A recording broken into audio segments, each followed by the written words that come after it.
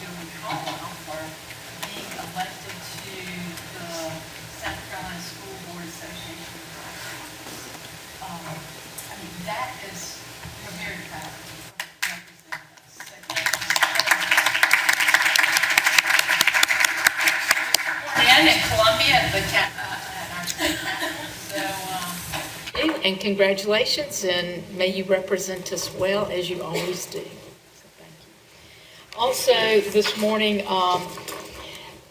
the Tigers won, which could have been anybody. Clemson played phenomenal. Couldn't have been anybody. But it was LSU Tigers. But Clemson, I have to tell you, Coach Sweeney is a fantastic coach, and he is a great leader for his team, and we welcome all those from South Carolina who were there and crossed the lines and pulled for Clemson, and they made us proud. So congratulations to all of y'all. They had a phenomenal season and 3 seasons in a row. So without any further ado, I need a motion to approve the consent calendar. Motion to approve. All in favor, please address by raising your right hand. All opposed? The motion carries. And now 2-point instruction. Ms. Wells, I will turn it over to you, Chairman Wells. Thank you. Yes. So the first item on our agenda is appearance of visitors. We have no visitors today, so we're going to move on to item 2.02. What does excellent teaching look like? This is a series of questions that the administration is going to be answering for us based on some questions Mr. Chamley had. Mr. Chamley, would you like to say anything before? Would you like to say anything before the presentation about the questions you were asking or any of this? A couple of questions, I thought it was good for us to hear what's going on. Okay, great. All right, then Dr. Royster. Good morning. Thank you, Ms. Wells. Chad, we thank you for submitting this item. I think it's a good place for us to kind of recenter our discussion about academics and instruction. And, I think one thing that might occur to people as you listen to and you see this presentation, there may be terms that you've heard us use. Maybe there's some terms that are perhaps not as familiar as your experience in education. But I think what you'll find is that excellent teaching today probably very much mirrors what you recall in your own experience as being excellent teaching. And that is a classroom where students are involved and engaged, where the teacher is not the center of attention, and it's not 50 minutes or 90 minutes of delivering a lecture and students sitting there listening to that, and then there being a test that checks your ability to memorize that information. I think if you think back in your school career, you will think about the teachers that you had that you considered your best teachers.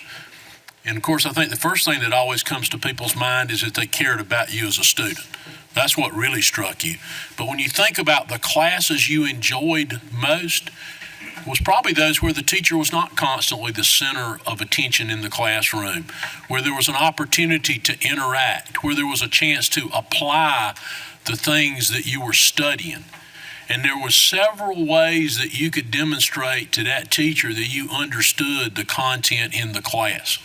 Those things are almost timeless in the instructional process when we think about how it is most effectively presented and most effectively conducted and most effectively managed.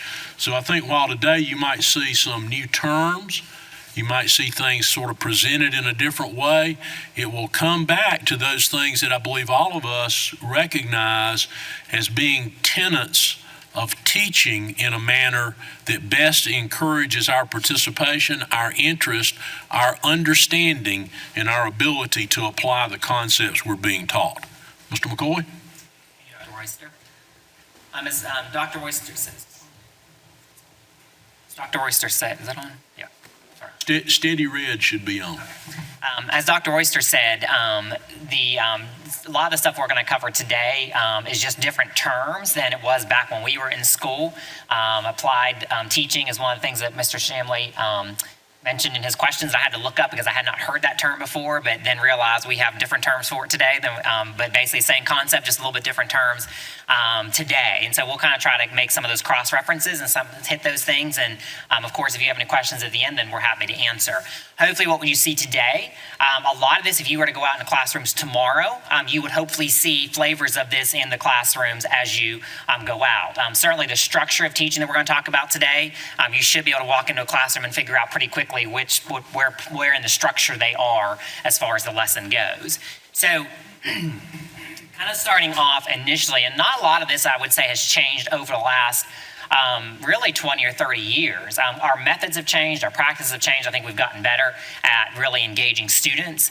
But if you look at that graphic on the right, the kind of the teaching cycle, most of that probably is very similar to when you were in school. You wouldn't have seen some of these things as a student. You would have probably really seen the teach and assess, maybe the remediate and accelerate, but you wouldn't have seen necessarily the plan and analyze data because that's what your teachers would have been doing behind the scenes. So the only thing I would say there that has changed is in planning. We are much more, as you all know, more comprehensive in our planning and more collaborative in our planning. So we have the PLCs, the professional learning communities now, where teachers come together and do their plans, which is much more beneficial when you've got a wide range of experience on a team where teachers can help each other, maybe in the areas that they may be deficit in. So that's changed a little bit. The teaching strategies have changed. We'll talk about those as we go through the presentation, but we are a little more hands-on today than we were typically in the past. We're going to be a little more inquiry-based and hands-on based than we were back in the days. And assessing has obviously changed. Standardized test movement has changed some of that. How we assess is different. We'll talk about DOK levels and some of the rigor that's changed. And analyzing data has changed drastically, even since the time I was in the classroom. We really had to work to get data, to analyze that data, whereas nowadays they have a plethora of data available to them that really help them monitor student learning on a weekly basis or a daily basis. And so we'll talk about some of those great advancements. And then remediation and acceleration. I think we've always remediated students. We have been focused, as you all know, last 2 years, really on helping our teachers focus also on acceleration. What are we doing with those kids that already have the content, they understand the content? How do we accelerate them to make sure they continue to stay on an advanced path? On the left-hand side, this should look familiar to you. This is our instructional protocol. Dr. Royster mentioned at the very beginning about really it all starts with environment. If we don't have a classroom where kids feel safe, not just physically, but if they don't feel emotionally safe in a classroom to take risks, then the rest of this really doesn't matter because the kids aren't going to be interested in learning from a teacher who they don't feel safe with. And so we always start with environment because that's the most critical component really in our classrooms today. You can see, and we'll hit on the rest of this as we go through the presentation. We'll hit on the knowledge, both teachers. What do teachers have to know? They have to know their content knowledge, obviously, to be a good teacher. And then what do the kids know? It's critical that they know what kids know before they teach. We'll talk about assessment, and then we'll really talk a little bit about instructional delivery and some of those methods that we use today. So when we talk about planning, this is probably as we go as the academics team and as assistant superintendents, go into the schools, this is probably the area we spend the most time in many cases. And you would think it'd be in the classroom with teaching, but really the planning piece is what's critical. If you don't we liken it with teachers to a house that you're building. If you don't have a good blueprint, that house isn't going to turn out the way you want it. And the same is true for a lesson. If you don't invest the time in actually preparing a good lesson for students that's rigorous, then the outcomes for students is not going to be as high as you would like them to be. So as we look at that, what does that look like today when teachers are planning? So we do a lot of planning, obviously, with teachers as well. The instructional protocol in the back has this document, or this guide, if you will, that really walks teachers through the steps as far as when you are planning a unit or when you're planning a lesson, here's the things which you need to consider as you are doing that. And so, again, this could be for novice teachers, for brand new teachers coming out of the classroom who just need a little assistance walking through that process, or it could be for the teachers, the veteran teachers who just need this structure and this guide as they plan the lesson to make sure they're accommodating the needs of every child. So some of you may have seen these before. This looks a little busy, but I just did a screenshot for you of what resources we provide teachers. In Greenville County, we actually provide them curriculum maps. And so as you can see on the top there, everything is broken down into quarters. That's critical to make sure the kids get all the information and the instruction they need to have before the standardized tests happen in the end of spring. And you can see that each one of those hyperlinks actually goes into a unit. Now, teachers are not required to use those units. They are required to teach the standards. The majority of our teachers, I would say, do use the units because they're already built for them. But there's a lot of creativity that has to go into them planning the individual lessons on how they're going to teach those units. So this happens to be on one of our units. I believe it's fourth grade, maybe. This is one of our units, though, and you can see the teacher pulls up one screen. They have all their content subject areas right there on the screen. Once they click on one of those hyperlinks from the previous screen, you'll see they go into a unit plan. All of our unit plans look the same. We've standardized that across the district, particularly for an elementary, where they teach the same subject or teach multiple subjects, same teacher. So you can see we always put up there the standards. What standards will kids be required to master? We try to clarify the standards a little bit with some clarifying statements about the unit and what the kids are going to be expected to do. Probably the most critical component is the knows and do's. At the end of this unit, what do we expect kids to be able to know? And more importantly, what do we expect kids to be able to demonstrate after that unit? To make sure they have learned the content.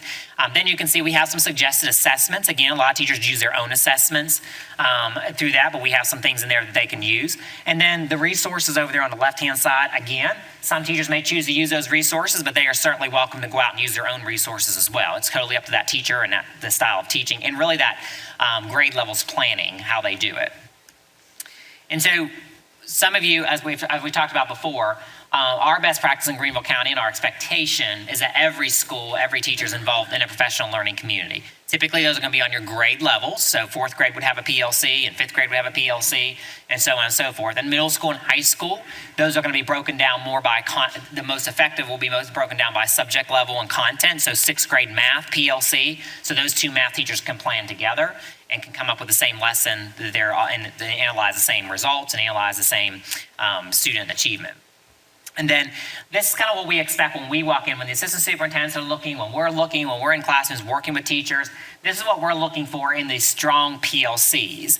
We're looking at creating common plans. Can we walk in the same fourth grade classroom? If you were to go out tomorrow and walk into 3 fourth grade classrooms at Bethel Elementary School, you should see pretty much the same plan happening in all 3 of those classrooms, because that should be evidence that they plan together. Now, maybe some of the activities might be a little different. The structure and style is going to be different at teacher. We're not looking to take away the creativity, but as far as the same content being covered and what they're covering should be the same. They are also actively engaged in building common assessments. So if we want to analyze the data of an entire fourth grade team, they have to have the same common assessment. We can't do that if all 3 of us are designing different assessments and we don't have an opportunity to sit down and actually look at what our kids did well and what they're struggling with. If they build those common assessments, the data analyzation happens. That's ongoing, weekly. Teachers are analyzing data so they know what kids have learned and what they haven't learned. And then designing the remediation acceleration strategies. It's great to know what kids didn't learn, what they didn't get, but now we have to do something about that. And so a lot of times if you walk into a PLC, those teachers will be they'll be working through, okay, my 12 kids didn't get this concept. And so Ms. Wells, her class did. They all got that. So we may split the kids up and say, Ms. Wells, will you take these kids that didn't get that? Because your kids, 80% of them got it. And so a lot of times they're regrouping and they're continuously grouping within the grade level based on the teacher's strengths in that. So they're also learning as a team. The whole point of a professional learning community is you're learning how to be a better teacher. And so obviously, one of the most important things is at the end of the unit, what will I expect my kids to know? And so we always tell teachers, you have to start with the end in mind.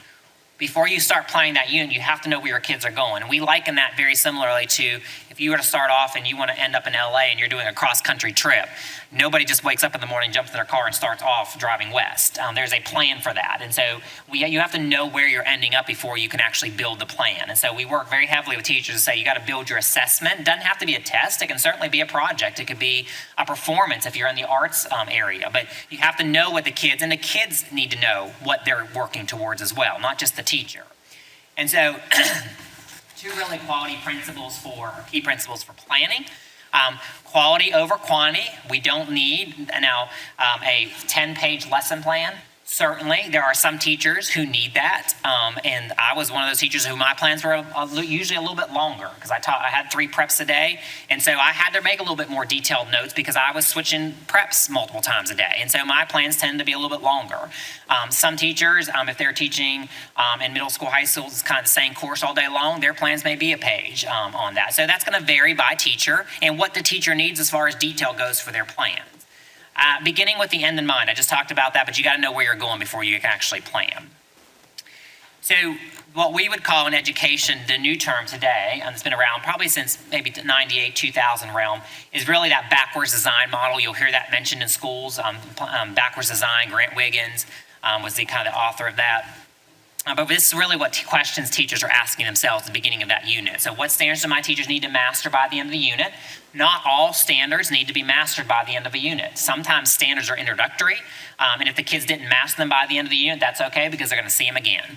English language arts is very much that way. It's recursive. So you may be working on a standard the entire year. So you're really looking for more progressive achievement versus at the end of this unit, the kids have to know how to do this. What depth do they need to know that? There are standards, and this is what's difficult a lot of times for teachers because our standards are hard. They're very difficult for us to unpack, particularly the new standards. And so really what we work with teachers on is how to identify what the standards ask you to do. A lot of our teachers sometimes we find are going way deeper in a standard than they really need to go, much deeper than the standard's requiring them to go. And so we work with them really to say, that's really an introductory standard. They're just really being required to do a depth of knowledge 1, which we're going to get to in a second. And so that can save some time for the teacher on the back end so they're not spending so much time on the standard. And then what skills they need to know. Again, that's kind of the evidence. So we've taught the standard, we've taught the lesson. Now at the end of the lesson, how are kids going to demonstrate that they've actually learned? One thing you should see in a classroom at every classroom you visit that we've kind of really hit hard the last 3 years is at the end of that lesson, every day when you walk into a classroom, at the end of the lesson, the teacher should be doing something to identify evidence of learning. If you just taught a 45-minute lesson and there's been activities and the kids have practiced, there should be some evidence that the kids have mastered the content that day that you want them to master. And so we always ask the teachers to have something at the end of the day that would show evidence of learning from the kids. And then that knowledge of students is really, what do I need to know about my students that would help me plan instruction that meets their needs? This is where interests come into play, where the teachers can really make a connection with the kids. If certain kids may like cars, and so teachers figuring out a way to weave that in, or giving the kids choice over projects so they can explore something they really want to explore in there. So we got to know our kids before we can actually really teach them effectively. And so this is kind of that knowledge base of students and knowledge of content. Our teachers have to know the content that they're teaching. That goes back to that PLC process. And then finally, on the instructional protocol, we won't go through all of these today because each of these could be a 2-hour presentation in itself.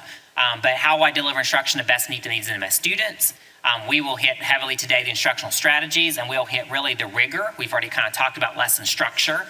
And engagement, really today, again, you can walk into a classroom today and figure out if the kids are engaged. We talk a little bit more about productive engagement. Kids can be engaged and not actually learning anything. But they can also be engaged. We're looking for that productive engagement where they're actually engaged in the content, engaged in the standards that are being taught that day. So the elements of that strong plan. So the process of teaching, you've heard this phrase many times, tell me I forget, teach me I remember, involve me and I learn. And this is really that idea that we want teachers to design lessons that are very hands-on for kids. They need to be actively engaged in the learning process. You won't find as much today when you walk into classrooms, teachers standing up and lecturing for 45, 50 minutes.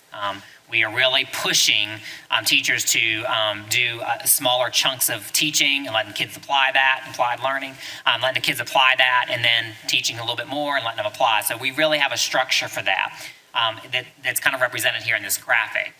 You all have heard us talk about a little bit, again, the learning target. We've moved more towards the learning target. Some of you have been on the board for 10, 15, 20 years. Have heard us say essential questions in the past. We've moved away from essential questions.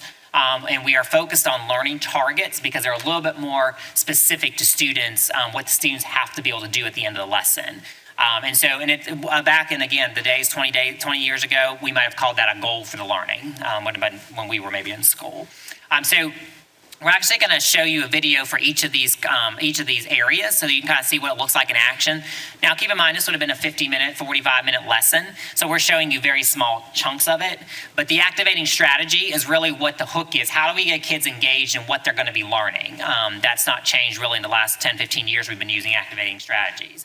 That direct teaching, we say direct teaching, and really we don't mean lecturing for 15 minutes, we mean the teacher's directly teaching for. And we really, as a rule of thumb, the research now would say that really if you go past 16 minutes, really the rule is age times number of minutes. So if you've got a 6-year-old times the number of minutes, really direct teaching shouldn't really be happening more than 6 or 7 minutes before their attention span is gone. And so the cap out on that's really 16. So really past 16 years old doesn't matter. It's really the 16 is the cap. As far as the lesson, the most the lesson should go would be 16 minutes and then some sort of activity. The activity to apply, so kids just being involved in activities, so we've learned this, now how are we going to apply this to what we just learned? And so that should hopefully be a hands-on, some sort of activity. As I said, the evidence of learning, I taught it, the kids applied it, and now I want to see that they had the evidence of learning. And the evidence of learning a lot of times can also be the activity they did. They did some sort of hands-on activity. I've been walking around as a teacher, and I'm noticing the kids that are getting it right and the kids that are maybe getting it wrong. Finally, and you may go through that cycle twice in a classroom. If you're in a block school, high school, you may go through that 3 times, that whole cycle in the middle there 3 times. And then the closing really is just how do you close that lesson? A lot of teachers will do things like tick it out the door so they can see what the kids have learned that day, but they would be checking for evidence of learning throughout that lesson. So for the first one here, this activating strategy, I'm going to turn this mic on.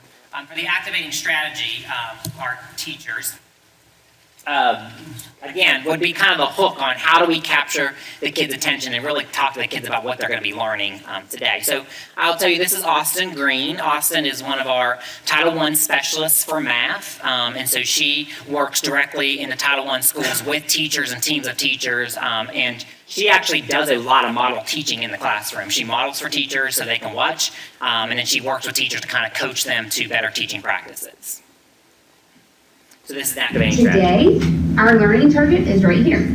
We are focused on using a number line to determine the elapsed time when you are given a start time and an end time. Here are our goals for today. We're going to see what do we already know about elapsed time. We're going to practice using the number line. You're going to do some work by yourself, and then I'm going to ask you to reflect. So I want you to think about this part with reflection. I'm going to ask you at the end what was easy for you and what was hard for you. So as you're working through today, if something gets really challenging, think about what is challenging. Or if you're like, oh, this is super easy, think about what is easy so that you can share that at that reflection time. So to get started, we're going to warm up. You have an index card sitting right in front of you. I want you by yourselves, we have about a minute and a half, to think of 5 words that describe elapsed time. Any 5 words that you can think about with elapsed time, and I want you to write those on your note card. You've got about a minute and a half. So she's introducing this lesson, and all this lesson will be the same as you go through. This lesson that she's introducing is on time, that they're talking about lapse in time particularly. So if something took somebody 2 hours to do and you start at 2:15, what time would you end? So that we're giving some kids some concept and spatial concept of time in this lesson. So the next thing then we'd move into once that activating strategy happened. And the activating strategy really, you see the little numbers up there, that just demonstrates what times, how long those activities should be. So really the activating strategy, we shouldn't take more than 5 or 6 minutes. It's just a quick, how do we get the kids hooked? For a science teacher, a lot of times I'll see a science teacher who's doing, if they're doing acids and bases, they may do some sort of reaction that's kind of, surprising to kids, or would it be interesting to kids? That was just a way to demonstrate without really telling them anything. We're going to learn why, if you mix baking soda and vinegar, why it bubbles up like that. And so does anybody have any ideas? So it's just really get the kids kind of interested in the show. We liken it for teachers, we liken it to today's, the TV shows today do that. If you watch a show that starts off by showing you what's going to happen at the very end of the season, that's meant to hook you. And so they may several shows do that. Well, they'll show you what's going to happen at the very end of the season. So that's really the point of an activating strategy, is to give you a preview for what we're learning, but maybe not give you all the answers yet. We're going to explore and figure out why this happens as we go throughout the lesson or the unit. So the next one here is the direct teaching. And we won't watch this whole thing necessarily, but this might be the one that would go on for maybe 10 minutes. Again, it depends on the age of the child, the actual teaching of the learning lesson. target that we said we're going to work on elapsed time using a number line. So we're going to build our strategy anchor chart as we go. The only strategy that we're worrying about today is the number line strategy. So we're going to use the same problem every time to solve it. And this is building off of what you already know from third grade. So we're thinking about how this is different from fourth grade. So on this first part, you are only going to listen to me talk. I'm going to share my thinking, so you don't have to raise your hand. At the end, I'll ask you if you have any questions, but you're just listening to my thinking about how I would solve this problem. Okay? Leslie starts working on a project at 3:05 p.m. She completes her project at 5:15 p.m. How long did she work on her project? I'm looking at this and I know she started working at 3:05 p.m. I know that she finished her project at 5:15 p.m. With the number line, I'm starting with a line, and I can always move up or down the number line, but I'm going to count up. So I'm thinking it is 3:05 p.m. Now I know I could start going up by 5 minutes, I could go by 10 minutes, I could go by 30 minutes. But I know that 5:15 is kind of far away from 3:05. So I'm going to go up a full hour. So if I go a whole hour from 3:05, I know that the minute stays the same and an hour is the only thing that changes. So I go from 3:05 to 4:05. But I know that I'm not here yet. Okay? So I'm thinking I better go a whole another hour. If I go another hour, the minutes don't change. It's 4:05, so another hour is going to get me to 5:05 p.m. I'm wondering if I can go up another hour, and if I think about 5:05 and another hour, it's going to be 6:05. And if it's 6:05, I've passed 5:15, so it's not going to work. So I know that I can't go any more hours. So now I've got to go minutes. So on 5:05 to 5:15, I could take 2 jumps of 5 minutes, or I could take 1 jump of 10 minutes. I know that if I go from 5:05, I can end at 5:15 p.m. So if I go back to answer my question. So I want you to keep in mind what you see here. There's a little bit more to that lesson, but what you see here is her doing what we're going to talk about in just a second, a couple slides, is the gradual release model. So what you saw in this lesson was the I do.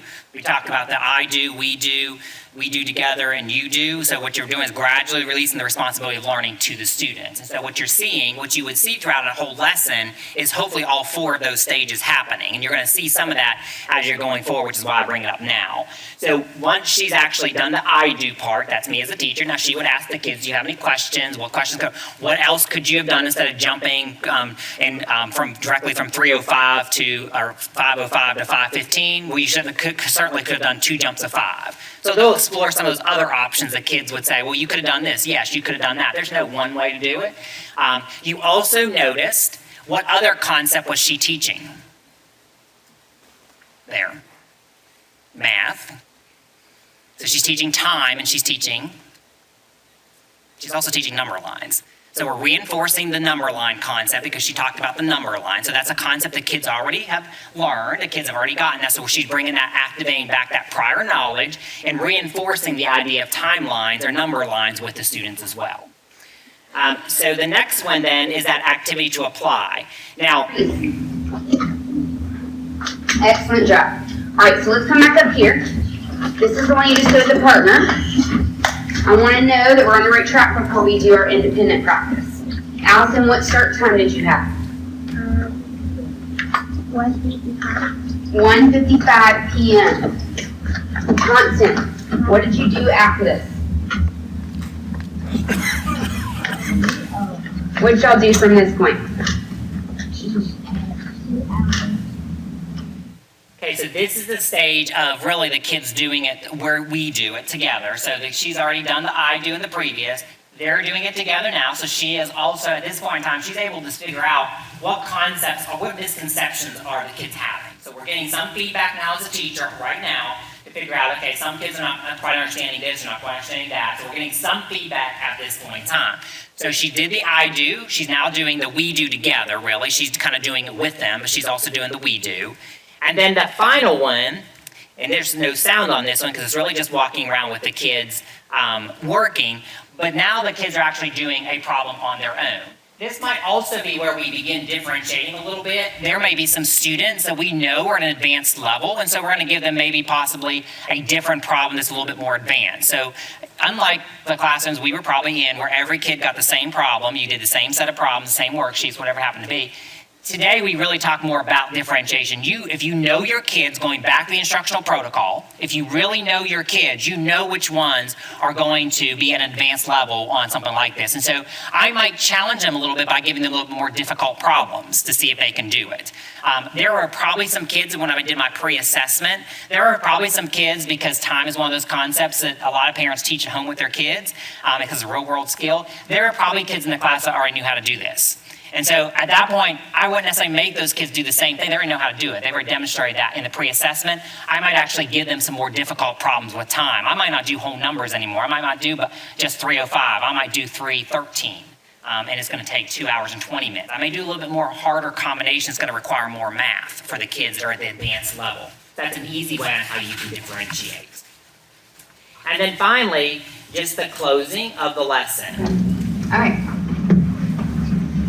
Okay, today we spent time using a number line to determine the elapsed time when we were given start time and end time. I want you to reflect for a little bit. In the beginning of the lesson, I told you we're going to be thinking about what is easy for you, what is difficult for you, so that we can decide what we need to work on again next time. So, do I have a few of you that are willing to talk about what was easy for you today? Okay, and just understand that what might have been easier for you might be hard for someone else, so let's respect that. Okay?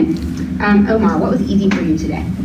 So she's going to debrief the lesson. It's hard to hear the kids in here because they talk very slow, very low. As you heard her say, she's debriefing. So what was difficult for you during the lesson and what was easy for you? And she gave that safe space to the kids to say what might be hard for one person is going to be easy for somebody else. So you talk to us and tell us what was hard for you, what was more difficult for you. And so throughout that, she would close that lesson. She would also get an idea of her sense. She would do some sort of strategy at the end that all kids would have to, and again, it could have been that problem they were working on, that problem they were working on their Chromebooks. She would be looking at that in the class and say, okay, 80% of my kids got this problem right, they get this. Or 80% of my kids got the whole number problem correct when it was jumping, whole numbers, but when you jumped, not whole numbers, when you were jumping 5s or 10s or 15s, but when you actually jumped, 313 to 615, they weren't getting that. So there's a little bit more math involved in that, a little bit more subtraction or addition that had to happen, and so they weren't getting that. So she may have to go back tomorrow and reteach some of that depending upon where the kids were. So as you're looking at this is what you just saw. What we expect to see in classrooms, we expect to see that on the right-hand side there, that I do it. You saw her do that during the lesson. I did it as a teacher. You saw we do it. She did it at the board. The one you wouldn't have saw that she would have done is she would have then had them do it together a lot of times. So in groups, okay, I did it. We did it together. Now I want you to pair up and I want you to solve the problem that's on your desk. And then the kids would pair up and solve that problem together. And then finally, the last phase of that would be you do it alone. So we've structured, and really what we're doing is scaffolding the learning for students. Again, that might be a time I group kids differently. I might group the two advanced kids together because I want them to see if they can actually do a problem together that's actually more advanced. And they solve that together through their thinking. I also may group kids that are advanced and non-advanced together because we want kids to hear other students thinking. How does somebody who's in advance understands this think through the problem? So that's the whole point of pairing kids up and letting them do things together and grouping them differently.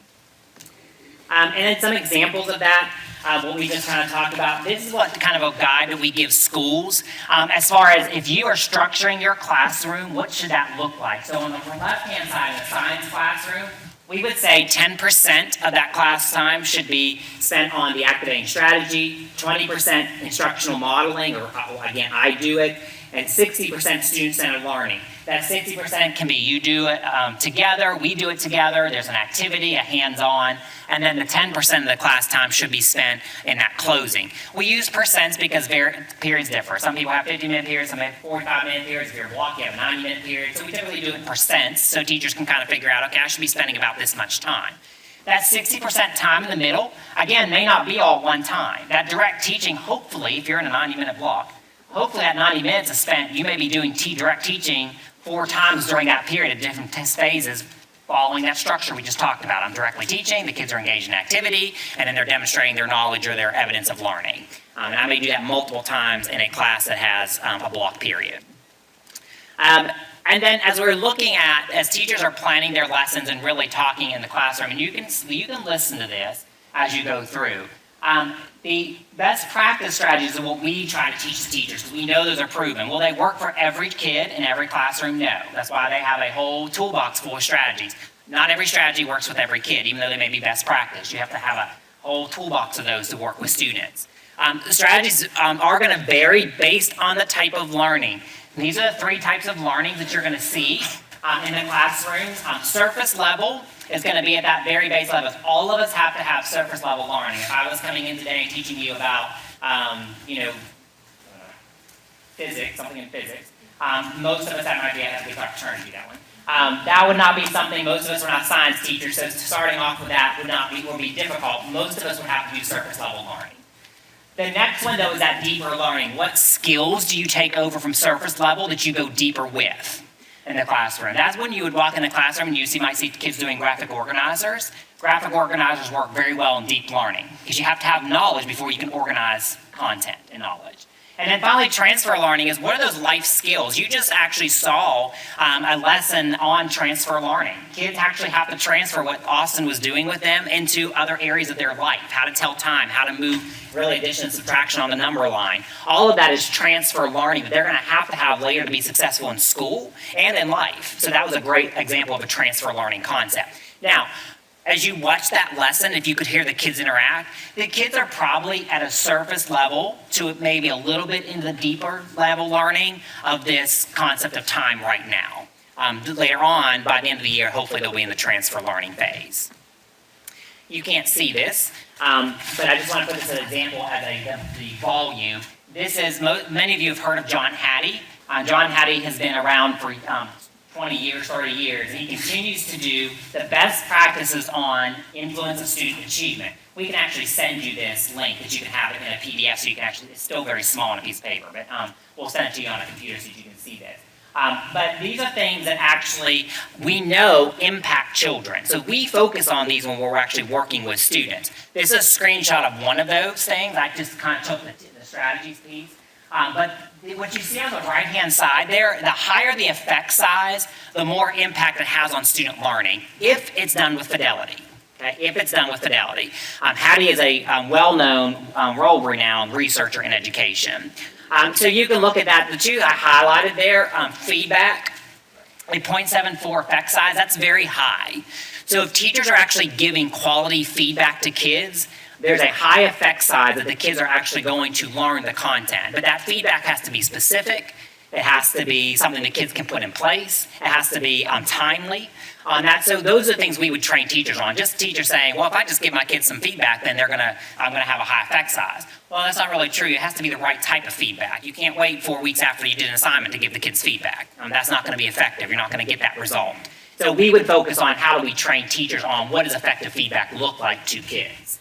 Response to intervention, we've known for years, response to intervention has a very high effect size for students. And this is, these effect sizes from millions and millions and millions of students and studies around the country. It's a meta-analysis. So he's been doing this, like I said, for years. He just released the strategies I'm showing you were just released about 2 years ago, I believe. And I mentioned this earlier, and you've seen this before, so I won't spend a ton of time on this, but the depth of knowledge when you walk into a classroom, the questions that you're hearing students ask, we would look for, and you may remember this from what I said before, the current SE Ready, EOC, and SE Pass tests. The current tests are about 80% DOK 2 and 3 questions. It's about 20-30% DOK 1. That's a big switch from what it was 5 years ago. It used to be 80% DOK 1. A DOK 1 question is just recall. What year did Christopher Columbus sail for America? Those are easy questions. Yes, Dr. Royce, you're correct. And so that would be a recall. It's out the ocean blue. He remembered the rhyme. And so that would be at DOK level 1. Not a lot of thinking required to answer that question. It's just something we memorized in school. As you go up, you can see how it gets a little bit more difficult. In level 2, kids have to complete multiple steps. But some of you remember our questions we showed in the past on the ELA passages where the kids actually have to do multiple steps to answer the question. That's getting to level 2 and 3. And the third one, would there be reasoning, planning? The key words down there would be to say, a kid gives an answer, and I might say, well, justify that answer with such and such. Justifying the answer is difficult. You have to know evidence. You have to be able to cite evidence. You have to be able to combine evidence together to be able to cite that. So that gets a little bit more difficult. Level 4, it's a little misconception. You are not going to find a level 4 question in a classroom. You will find level 4 tasks, but a level 4 can't be answered in a matter of 2 minutes. Those are actually those are extended thinking. Kids have to have lots of background knowledge, and they're typically projects. So they're relating or they're making connections a lot of times. That's different from compare and contrast. Compare and contrast is going to be a 2 or 3, depending upon how you phrase it. But the level 4 is what we do in project-based learning. Those are the high level kids applying and bringing things together. So this is a lot to look at, but I just wanted to show you what we use in the classroom. We walk in. This is what we would call a question wheel. And so a lot of times it's not 100% perfect, but if you hear a teacher say, I want you to estimate such and such, well, estimate is a level 2 DOK. So that teacher is up in the level 2 DOK. Well, we work with teachers, and this is the superintendents when they're in the classroom, when we work with them, most teachers still, not on purpose, they ask, and Hattie would tell you this as well as Marjana on all the studies they do across the country, 80% of the questions and 90% of the questions we ask in our classrooms are level DOK 1. DOK 2 and 3 questions, that's not something probably most teachers, I'd say very small amount of teachers, can actually come up with on the fly, because they're hard questions to come up with. So we encourage teachers, before you walk in that classroom, come up with 2, 3, 4 DOK 2 and 3 questions. You can do it as a team, you can do it individually, but you got to plan those ahead of time. They're not going to come just naturally most of the time to most teachers because they are hard. So this is just something you can see as it progresses on the right-hand side. An easy one, some of you may remember this one, but what were the dates of the Boston Tea Party? That's, again, a very recall. I memorize it, and I spit it out for a test. Most of us have already forgotten what the dates of the Boston Tea Party are, probably. I don't think Dr. Rooster knows that one. He didn't answer that one. I do not. They were all looking to you like you might know that answer. If I think on them, I can come, they don't have a rhyme. No, there's no rhyme for it. And then a DOK 2 might look like, compare and contrast the Boston Tea Party protest to protests today. But now you got to have a little bit of knowledge about what's happening today. How do we protest today? Is it different from can you think of a protest that is like the Boston Tea Party or not like the Boston Tea Party? What would that look like? A DOK 3, do you agree or disagree with the colonists' action to dump the chest of tea imported by the British East India Company into the harbor, and why? Now you can see that one's going to take a little longer to answer. Kids are going to have to think about it. I would probably pair the kids up in a group. I'd pair them or put them in the groups and say, y'all discuss this as a question in the group, let's see what you come up with.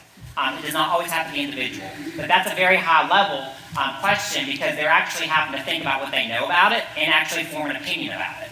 And then a DOK 4 task, that would not be a question. A task would be analyze the impact the intolerable acts have on the future of the students as a result of the Boston Tea Party.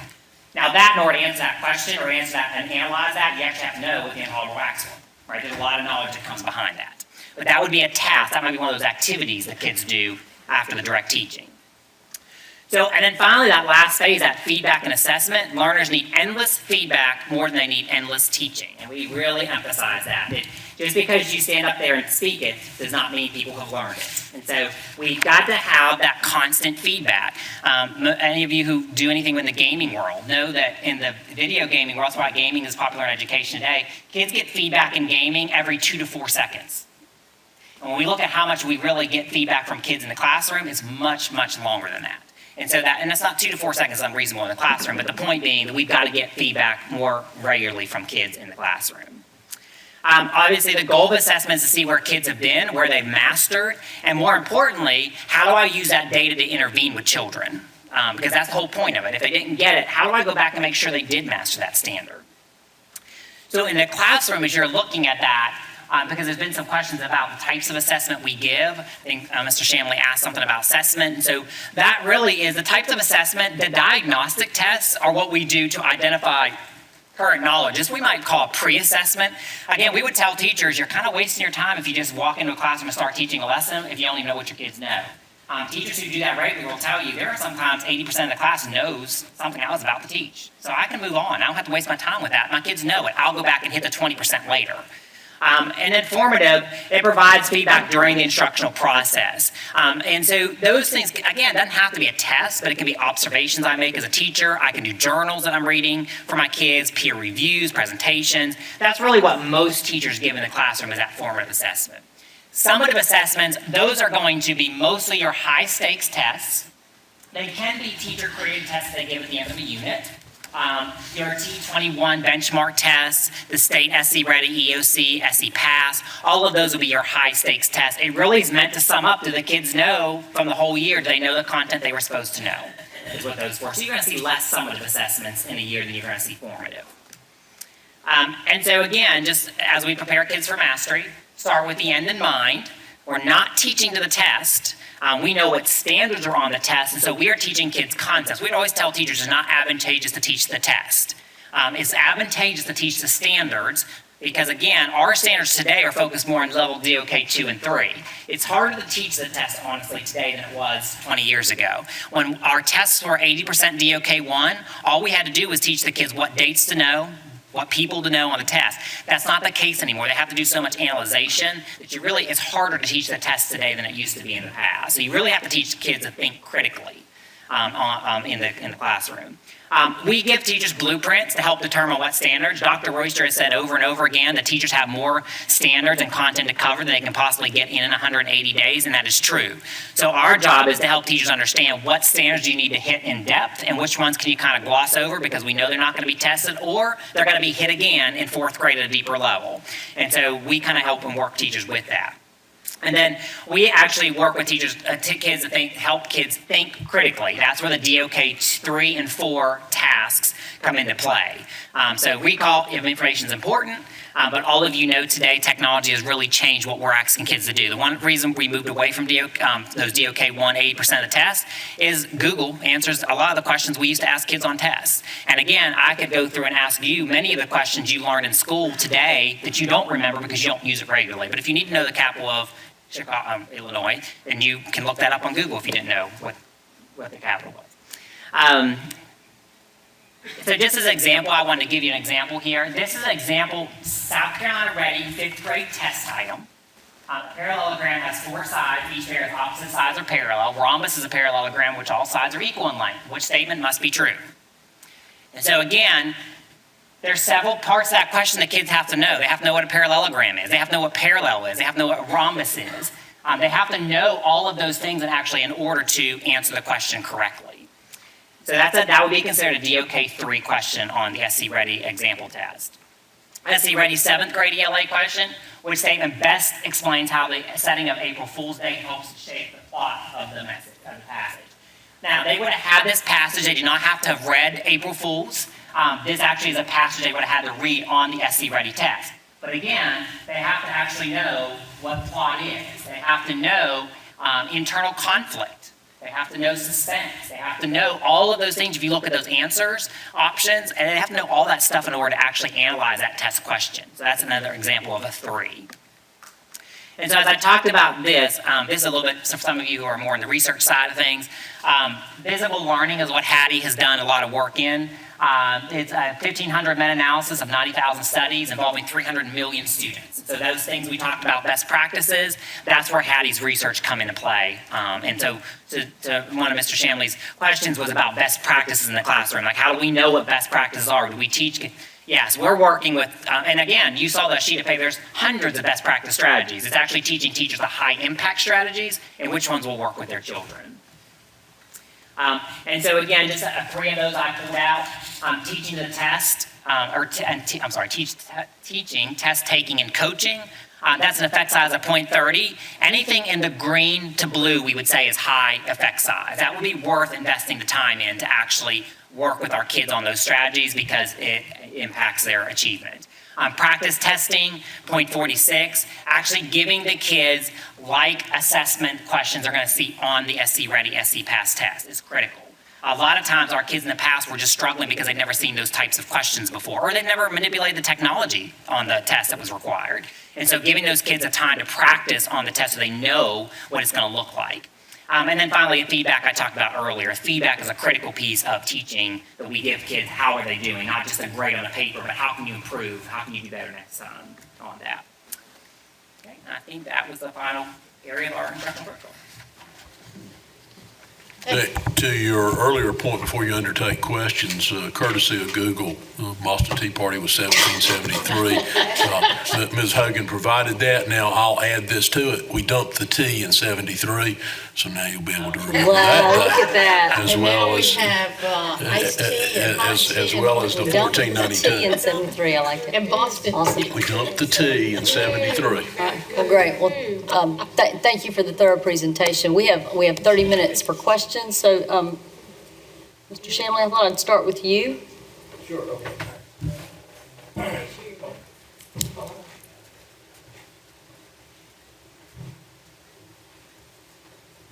Okay, sorry. As you obviously already know, I am not an educator, but I think education is vital, absolutely vital. So I ask a lot of stupid questions, being that I'm not an educator. Further being that I was homeschooled for about 5 or 6 years, not due to anybody's desire, but out of necessity. The problem is my parents were my teachers, and neither one of them were teachers, although one of them wound up teaching for many years afterwards. So I wound up being a horrible student. And so when I look at these things, I say, here's how I would have reacted, or here's how I was thinking. So I'm going to ask some dumb questions, and you can just deal with them from there. One of my first questions was, and you just answered it, do we teach to the tests? And from what I understand, we don't teach to the tests. We do teach in preparation for the test, it seems like to me, which is a good thing to do. And I'll just kind of go down these as I have them listed here. We talk about the standards a lot, and I think you mentioned Hattie.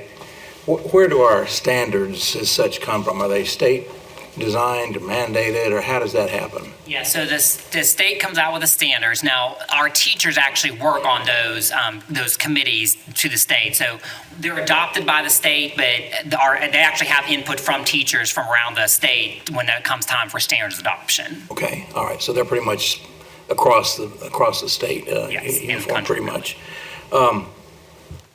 When, and this is not a quick question, by the way, some of these videos, if I'm correct, they look like they might have been 4th or 5th grade students, Yes. is that about right? So some of my questions are probably not appropriate there, but when do we start project-based learning? That's one of the things that I know that Governor Riley's all over. But when and how and in what areas do we really apply the project-based learning? So it depends on the school, and again, not all of our schools are project-based learning, but we do have project-based learning, and you can see evidence of project-based learning all the way from kindergarten to 12th grade in our district. So there really is, it's going to vary, obviously. I would say in kindergarten, in 1st grade and 2nd grade, I would say in those early childhood years, you're going to see more projects than you're going to see project-based learning, because the kids are acquiring so much new information as a foundation. Once you get past that 2nd grade, 3rd grade and up, is really when you can start really doing project-based learning, which really means the kids are learning through projects. They're getting the most of their content through projects. Another thing too of project-based learning, in addition to that, is that they're learning with each other, not necessarily being fed or force-fed from a teacher. They're learning a particular issue that they need to address. And I didn't realize, but I think you can apply project-based learning really to just about any subject. One teacher Yes, sir. corrected me rather sternly one time when I said you can't apply it to everything. She said you absolutely can. Yes. So I see that. An example for me is in history, talking about when Columbus sailed the ocean blue.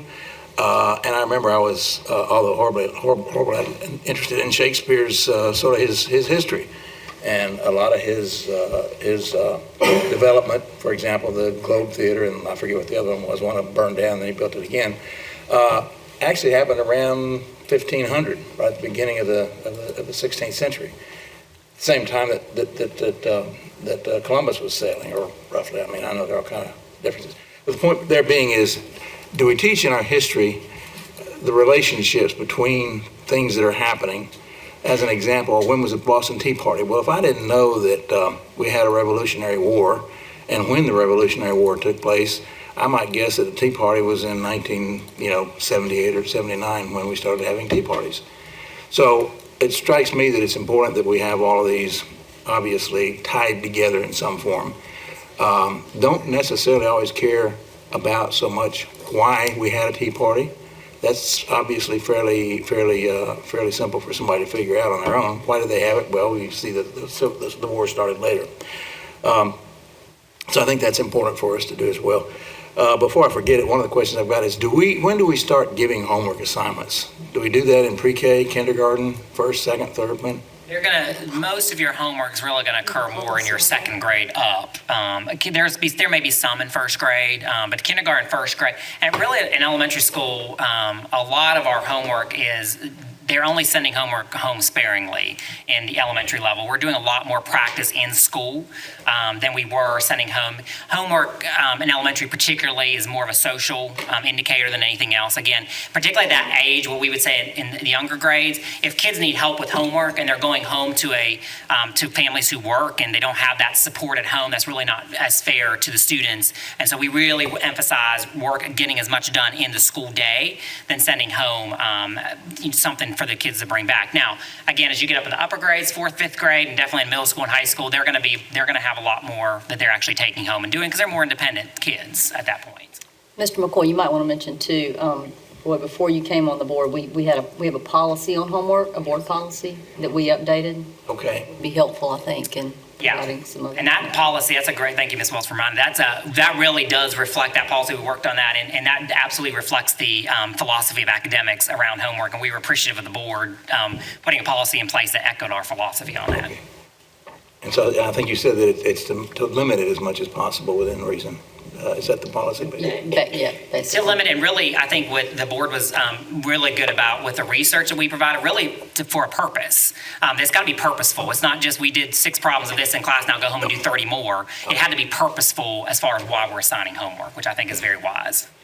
Thank you. Go back to where I was a minute ago now. Do we, I know, and this is 60 years ago, do we assess students' abilities and then, I don't know how to put it, but do we then put them in different groups? I was in reading group 1, and then there was 2 and 3 when I was in 3rd grade. That's the first grade I did any reading in English. And is that good or is that bad, or do we want or do we not want to do that?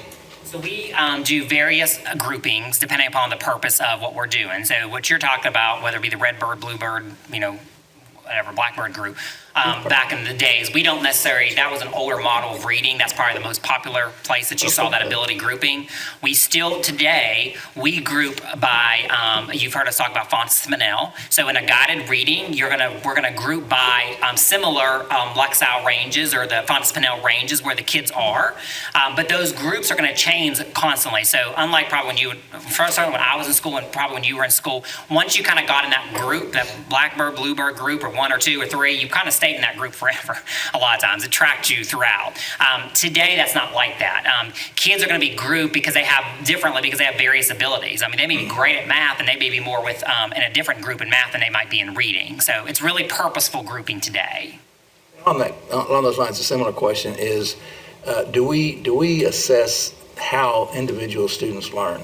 Some are visual, some are verbal, some are dyslexic, some are all 3 of those, Yes. and some are none of them. Do we go purposely to try to put kids in different categories in different groups? Yeah, so I wouldn't say categories necessarily, but what we would say is we try to teach teachers enough differentiation practices, and that goes back to the knowledge of students. So if you know your kids' visual learners, a lot of times in our classrooms today, you'll see choice given to kids on how they demonstrate learning. And so for those kids that are visual, they may want to do some sort of presentation, or they may want to do something written, versus kids that are maybe, more audio or more, they may want to do a play or so we try to give the kids choice, and that's part of the reason also of the teachers not lecturing for 50 minutes. The whole point we're moving away from that, because if you don't have the kids that can learn that way, then it's not effective. And so, yeah, we take learning styles heavily into play. Okay. And to on that too, I keep hearing these studies of Japan where for the first, 12 years of school, you don't learn anything, you just learn social customs. I'm being a little facetious. I think it's up to about third grade. How do we feel about that kind of concept? That is not overloading a 5-year-old with stuff that are, like I saw the lady in there talking about various strategies. Now, the difference in a strategy and a tactic and a purpose and all those things can get really confusing. And I noticed her using that several times, and it's in a lot of our documentation. And I was asking myself, do those kids even know what strategy means? Has she already explained that to them? Have they worked through that kind of thing? Yeah, so at that point in time, with the classes she's working with, and again, she's a coach, so that's not her regular classroom, but the classroom she took over, she's been working with that teacher. And so, yeah, the kids understand strategies. In reading, particularly when we're in those guided reading groups, we actually teach kids strategies, and we call it that. They remember to use such and such a strategy if you're stuck on this word. And so kids, from even very early on, get the concept of what a strategy is and pulling it. To the previous question, I think we kind of blend our social emotional learning, which is really what you were describing with Japan. We blend our social emotional learning in that. So we heavily focus on kids applying those social emotional learning skills to what we're doing. For example, group work. When the kids are working around the content or standards in group, there's a certain level of social skills they have to have, obviously, to work in a group. And so we're fostering that as we go along, because we do have, we have state standards for every grade level that builds. And so obviously, if our kids didn't do any standards until third grade, our test scores would be significantly lower because the kids would not have had the content knowledge necessary. I was going to ask for an example of a DOK question, but you really responded in 2 or 3 cases up there about that. I talked about the Boston Tea Party and others. How do we make sure that we're not teaching over the head of a student? They won't necessarily tell you if you're teaching over their head. In fact, I won't tell you when you're talking over my head, but I'll sit there and kind of scratch my head mentally to try to figure out what's going on. How do we make sure, and I think you probably will have assessed that, but I mean, how do we make sure that we're not teaching over kids' heads? So that a lot of that's going to come back from the data, from that evidence of learning I talked about. Obviously, if a teacher is taught and if it was at too high of a level, then the assessment of the evidence of learning that comes back is that the majority of the class is not going to have gotten that. Now, a teacher's going to have to do some analysis on that. Maybe she started too high, she's going to have to back off and scaffold. Typically, that's what we would find in the classroom, is that if 80% of the class didn't get it, either my strategy was faulty or my approach was faulty. And so I'm going to have to go back now and scaffold back to the level I expect my kids to perform in. So that's the whole point about constantly assessing. And again, I'm not talking about assessing as a test, but constantly observing when we do. I'm walking around the room, I'm hearing kids talk, I'm looking to see if they're asking questions. So all that is gathering assessment back on how effective was I as a teacher to the students. I guess sort of to kind of wind it up, what are the results we're seeing? I know we have a plan to increase third grade reading level, which may or may not be an important thing, I don't know, but how effective are we finding these tactics and strategies that we're employing, particularly with the earlier grades? I mean, do we need to take a look at it and assess it? I mean, I know for a couple of years we weren't quite meeting the targets in terms of increasing reading levels and so forth. What are we doing there in terms of our own internal assessment? So what I would say is that since the board has put that, even prior to the board putting the strategy in place for the reading, which is an aggressive strategy, but we have been on track to meet those goals. The heavy emphasis that we've placed on the Fontes-Pinnell benchmarking in the elementary level, we certainly are seeing evidence of that improving student reading levels, both on the Fontes-Pinnell levels that are up for students that continue to climb. SC Ready, and we know SC Ready is not a reading test, but it obviously informs SC Ready to a certain degree because it's got to be able to read. And same with SC Pass.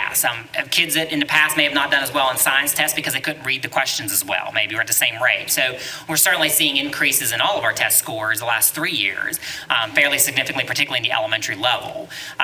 We, as you know, challenge-wise that we've always had that we talked about as a board is that, that kind of comes in waves. Using Hollis as an example. Hollis, when we were looking at their data, I think it was 2 years ago, 1 year he had 60% of his kids coming in on grade level in kindergarten knowing their letters. This year he had 20%. And that's a huge swing. So those teachers have a lot more work to do with 20% kids coming ready than 60% kids coming ready. And so, you know, that's a big gap to make up. And that's not going to probably happen in 1 year. That's going to be a multi-year gap to make up in reading. But yeah, I think the strategies the board has put in place for the strategic plan, the reading goal, I think is critically important. As I've stated before, while the scores are going up, you know, our goal in the academics division is 100% kids reading on grade level. And we'll always have that goal. That's what we shoot for every day. So we want to continue to see progress making towards that.